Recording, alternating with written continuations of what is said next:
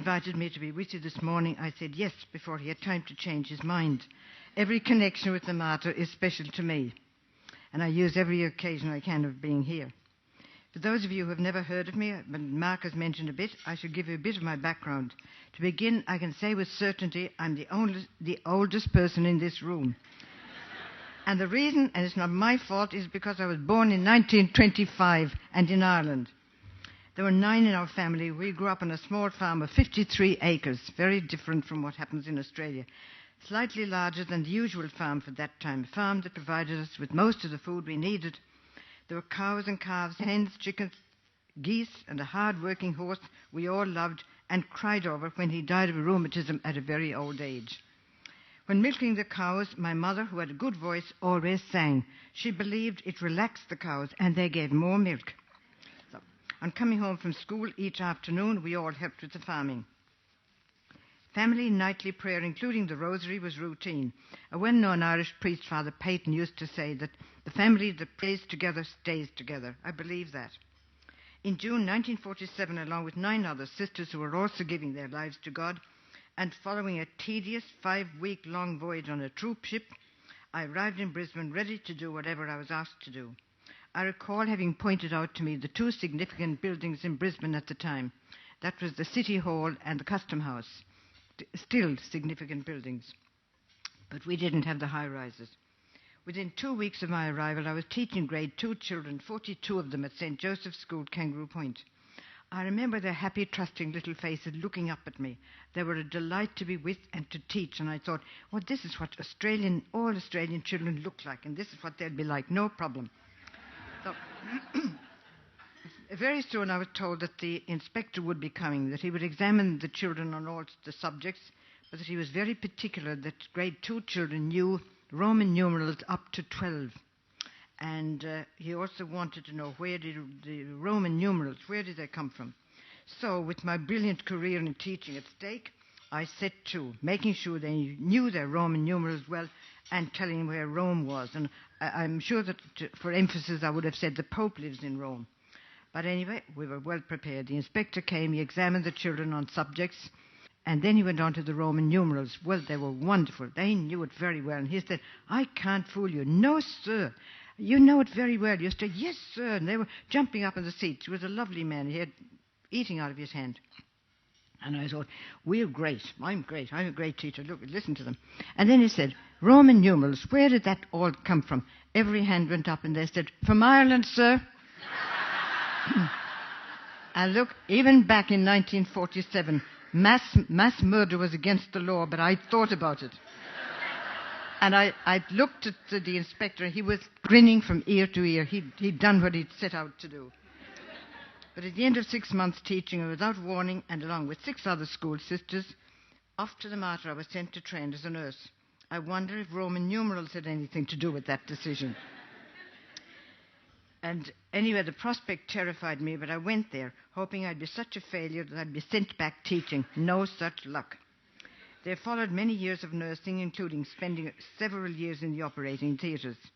We young sisters saw and learned from the older sisters. I think we thought they were very old. I suppose they were 50 or 60 years of age. And we saw the love and personal care they gave every patient and their relatives. It wasn't just a job they were engaged in. They really wanted to look after each person as if they were caring for Christ himself. Today, each one of you isn't just doing a job. Regardless of what you do or where you are making possible the delivery of exceptional care to all who need it.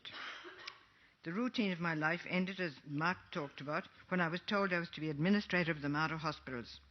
Not prepared by experience or academic study for such a role, I protested, even calling on a higher authority by declaring this was carrying the will of God too far. But nothing worked. January 1966, and I went to the office allocated to me.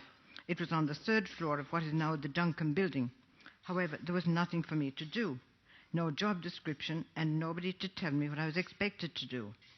I found that the person who took decisions, approved purchases, made non-medical appointments and so on was the accountant. There was a senior doctor, but it amazed me to discover that these two never sat down to discuss and make plans. They didn't see the need. I was more alarmed to find there was no expectation that I had any significant role to play. I moved around the hospitals, I was welcomed, and I visited departments, particularly when there was a gathering, say, at morning tea time, when I could hear what people were needing and talking about, and I also got a cup of tea.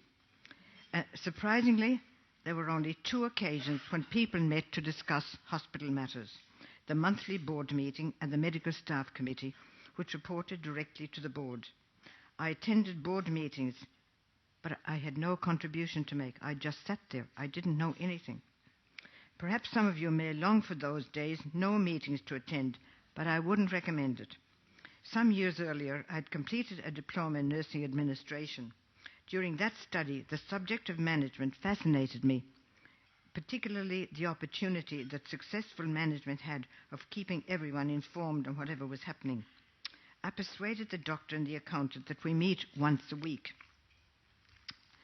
Anyway, because I knew so little about the operations of the hospital, I found it difficult to manufacture an agenda for each meeting. It was not that my 2 companions didn't want to be accommodating, but they couldn't see any reason for sitting down and wasting time. When I suggested we have a senior nursing representative on our executive group, the reaction was extraordinary. I remember it well. Why would you want that? Nurses do just what the doctor tells them to do. I don't want to riot here. I didn't say that. The message coming to me was, why keep changing what is working well? At this stage, I have one plea: be kind to those endeavouring to implement change. It takes time, effort, patience, and a lot of skill to effect the changes that an organisation that hopes to be relevant must constantly undertake. From the outset, I was painfully aware of my lack of academic preparation for the task given me. I had enrolled at university, was working full-time, attending classes 4 nights a week, and getting up at 4 in the morning to do assignments. The good thing about all this was that I found mature age study to be exhilarating. You bring your life and work experiences to bear on all you hear and read. I loved study and I enjoyed exams, probably because I needed both so much. I needed everything. I recommend mature age study, and you're hearing about it today. Our executive meetings continued, but it was almost impossible to make sure that heads of departments were kept fully informed of any developments. And more seriously, we had little means of knowing their needs and expectations or their ideas. There was no organizational structure to facilitate this. I knew that nothing would be achieved by imposing changes from the top down, unless it was preceded by adequate preparation and involvement of everyone who would be affected by it.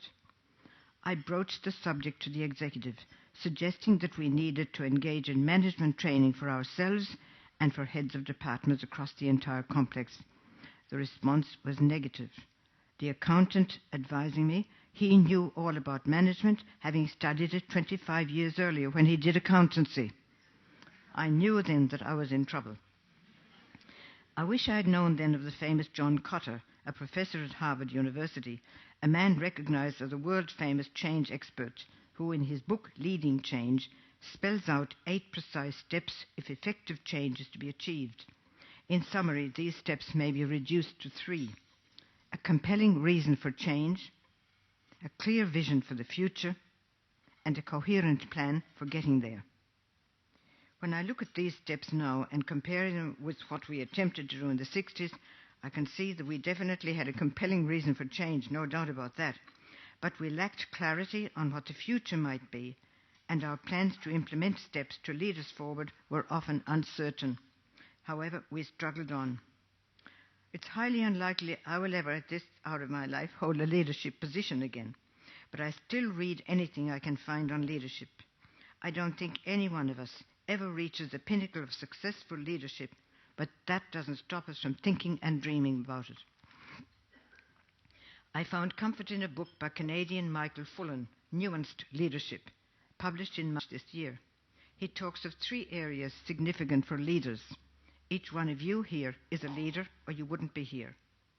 The first is joint determination, flushing out all the facts, all the opinions, because as a leader, you won't be measured on whether you made a good decision.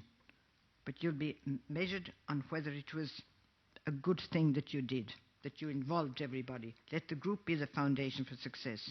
And not that it was your own idea, but that you involved people. And the second is adaptability, which is a deeper facet of joint determination. It relates to the ability of leaders to change their minds when a strategy isn't working and to go back to the group to test solutions not yet tried. Michael Fullan says, nuanced leaders never become settled experts because they are always learning. I can imagine there'll be nods of approval about that around the room. The third area of significance for leaders is what the author calls culture-based accountability. He defines it as individual and collective responsibility that becomes embedded into the values, behavior, and actions of people. For us at the Mater, we can resonate with this. Our respect for and adherence to the values we espouse represent the culture that is unique to us, well expressed in our values statement, which reads, together, the 5 Mater values, we know them: mercy, dignity, care, commitment, quality, underpin our relationships with one another, assist us in our decision-making, and shape our workplace culture. At Mater, our values are reflected in all that we do and are visible to all through the way in which we behave and interact with one another. Patients and visitors have often said to me, I meet them as I'm going around the hospital, they say to me, make this intuitive remark, Mater staff like one another. Isn't that a wonderful thing to hear from outside people? Mater staff like one another. I think Michael Fullan would agree with how we function. Now back again to the 60s and 70s. There were about 120 Sisters of Mercy working in the 4 hospitals. There were nurses, cooks, office workers, laboratory technologists, pharmacists, radiographers, and a photographer. These sisters were strong women who retained their own personalities, and many stories are told about them. I'll tell you one. There was a patient who was unhappy with a doctor, and she switched over to, I remember the name well, a Dr. McKillop. And Dr. McKillop saw the lady and admitted her to the Mater Private, now Albany Place. Now, the first doctor came in one morning to the private, and he met Sister Mary Edmund. Now, you wouldn't meddle with Sister Mary Edmund, tell you. I know, he knew her. And he said, how is Mrs. So-and-so this morning? And she said, she's dead, doctor. And he said, oh, what does my fine Dr. McKillop think about that now? And she said, he thinks she's dead too, and walked on. The sisters, for the most part, had little interest in administrative matters. It wasn't their concern. They gave their whole hearts to what they were doing and worked incredibly long hours. There must be Mater people today who feel as these sisters did. They work hard at their task and go home to face what may be another hard day's work, whatever they've got to do at home with family and so on. Unless they understand the reason behind it, they may find it difficult to adjust to or even be interested in change. As you well know, resistance to change can also come from not being part of the journey that initiated the change, from not having clear lines of communication, or from a sense they are not being heard.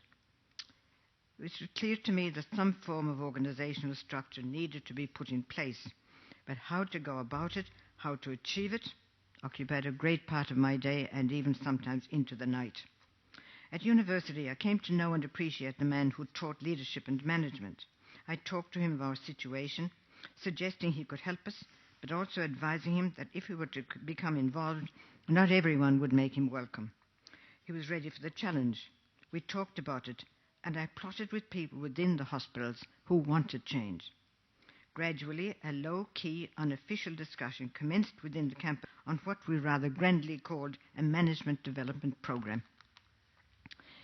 On one memorable day, and for the first time in the Mater's history, all heads and senior people of departments from across the campus met together in the one room.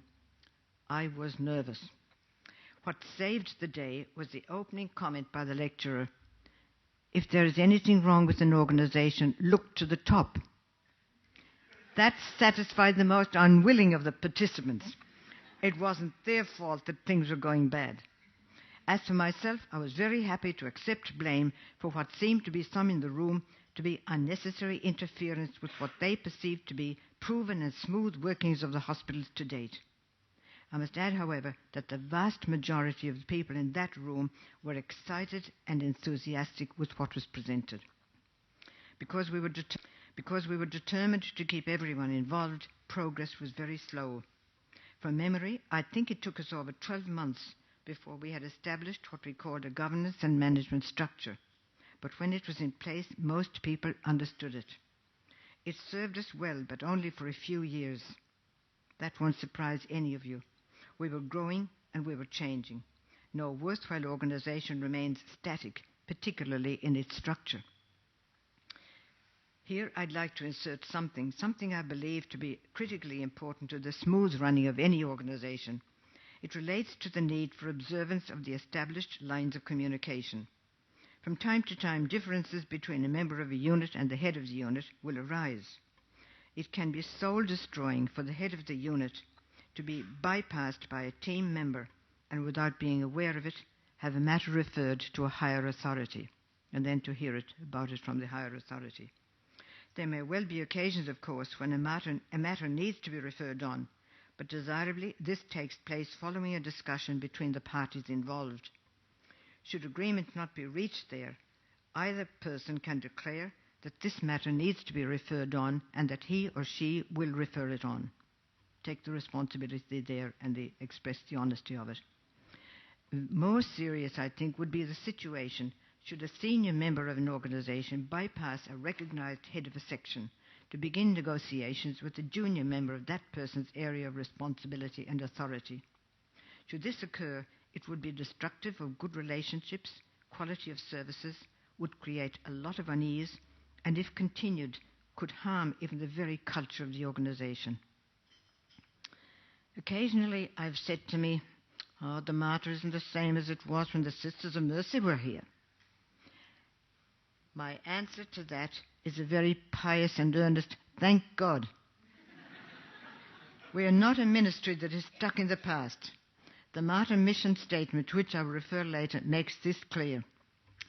The professionalism, anyway, and the personal quality of care provided in our hospitals and the culture of warmth and friendliness that existed between and among those who provided care made us popular among those patients and doctors. Demands on our services increased to the point where our physical facilities were unable to cope, also frequently in severe financial difficulties. There were also major hurdles to our efforts to transform the Mater from being somewhat, very much, inconsequential in the wider hospital sphere to becoming significant in medical, teaching, nursing and research arenas. Success did not arrive overnight. These feats were accomplished largely by my successors, and some of them were very, very successful in moving this on. Government funding was limited, inconsistent, and given grudgingly. Its officials often advised me that if only the government owned us, we'd never again be short of money. I was never impressed with that offer, never found it tempting. I recall one of the occasions when we were in severe financial straits in our children's hospital. Having made a submission for financial help, I was invited to come to the health department to speak to it. Following discussions, I was told, "Very well, sister, you can have the money this time, but don't come back again asking for more." In case you're wondering, I didn't go down that lift to Charlotte Street saying prayers. I didn't. But I did go back as often as legitimate needs of our patients and of those who cared for them demanded it. I should mention that throughout our lives, the sisters never received a wage or salary. The money that could have come to us went to the support of our 3 public hospitals. For me, to this very day, another major benefit of this practice is I've never had to prepare a tax return. You probably envy me. Life moved on apace, and so did our facilities and modes of treatment until today, thanks to successful leaders and committed and competent people like yourselves. Mater is now abreast of all that is expected of a modern-day hospital. We've come a long way, and our mission is unchanged. Let's have a look at our mission. In the spirit of the Sisters of Mercy, Mater offers compassionate service to the sick and needy, promotes an holistic approach to healthcare in response to changing community needs. We're ready for that, unmet need. and fosters high standards of health-related education and research. Following the example of Christ the Healer, we commit ourselves to offering these services without discrimination. By the way, there's a very pleasing statue of Christ the Healer. Some of you may have seen it. It's inside the door of the public hospital on Raymond Terrace, and underneath it is written, Christ the Healer, inspiration to all who serve the sick in the martyr hospitals. It's a very nice, simple statue. It's worth your while having a look at it sometime. Since our mission statement refers to martyrs' response to changing community needs, I will mention 3 occasions when we reached out to unmet need. The first was back in the 80s, and you might have heard of it, when the AIDS crisis became a public issue. The Premier of the day stated that no one should help these people, and it was written in the Courier Mail, their illness is a direct punishment from God. Nobody reacted to this incredible statement, not even the medical profession. Through a series of circumstances, and as the public face of the martyr at the time, I became the unlikely person involved from the Sisters of Mercy and the martyr. However, I knew nothing of the virus, nothing of how it was and was not transmitted, and I wondered how I could be of help to men whom I had never met and about whose lifestyle and needs I knew nothing. As well as that, dressed as I am and as I was afraid that the men might think I'm coming down to preach to them something, because I was going to help them. They might want to preach to them. Once again, there was a steep learning curve, but it worked out all right. I got to talk to the men and they knew where I came from. In the community, fear of acquiring the virus through touching the clothes of a person with the virus was rampant. But our own Sister Mary Dorothea, who used to work in the Children's Hospital, nursed the men when they were dying. And there were hundreds of men that were very sick. They were extremely sick because they couldn't reveal the nature of their illness, so they couldn't get medication. They couldn't do anything. Dr. Joe McCormick, whom you may know, he said to me, get them to come to my medical outpatient clinic and I'll look after them there and I'll give them the medication they need. So they came, they sat among everybody else, nobody knew who they were, and we got looked after. That was just a small number, of course. One incident from those days, very dark days, remains with me. A man at Dutton Park was dying of AIDS, and a priest was going to say Mass at his bedside. On arriving at the bedside, I realized this man was dying. At the end of Mass, when the man had died, his partner threw himself across the bed in an absolute grief, profound grief. And I stood there and I realized, I looked at them and I thought, here are 2 men loved by God as much as each one of us is. I bent down, put my arms around him, raised him up and held him while he sobbed his heart out. And the strange outcome of all that was that at that moment all my fear about not knowing how I could help these men all fell away. I realized it was all a matter of love. A second and remarkable venture is that which Dr. Glenn Gardner has pioneered at the Martyr Mothers. In what is a first in Australia and unique to the Martyr Mothers, Dr. Gardner, with the support of an extremely competent team, operates on unborn babies diagnosed as having the dreaded spina bifida condition. Surgery post-delivery is of little benefit. To date, Glenn has operated on 7 such babies and all have born perfectly well. We have reason to be proud of and grateful to this humble, skilled man, Dr. Glenn Gardner, and his incredible team. They're a wonderful group of people. The third endeavour, and also a very critical one, is yet to commence. It involves the development of a perinatal centre of excellence for women who suffer mental health issues during pregnancy and after birth even. You will be as shocked as I to hear that suicide is the leading cause of death of Australian women during pregnancy and within a year of birth. We've had suicides in Brisbane, a number of them. Of the 40,000 women that give birth in Queensland each year, an estimated 8,000 will experience some form of mental health issue. There is an urgent need to provide inpatient mental health accommodation where women and their babies can be nurtured, welcomed, and given the best possible specialized care. Involvement of the father who may feel lost in this painful situation is also considered.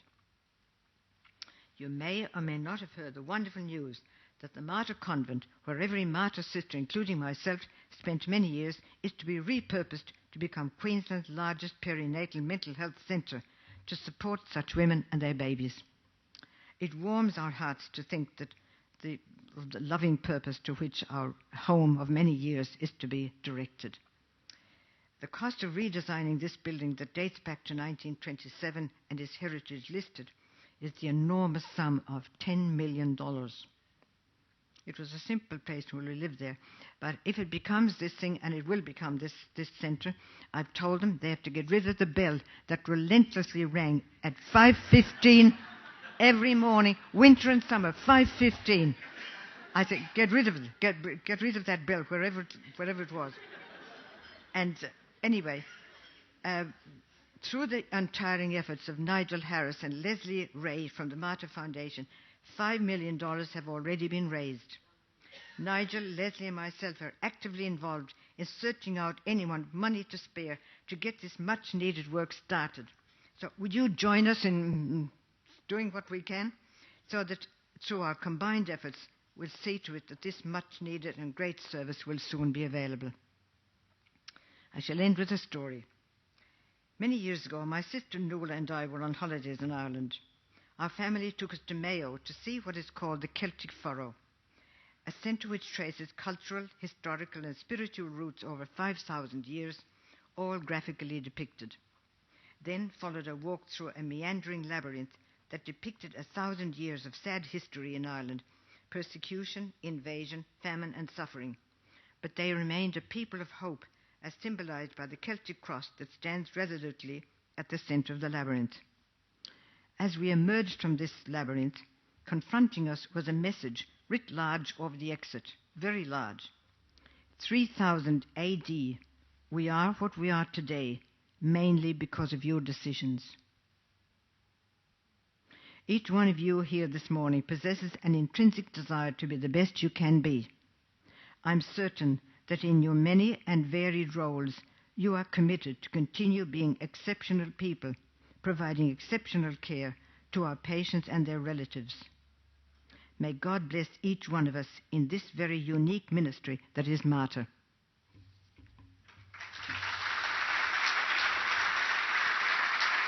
Thank you. All right. Thank you very much.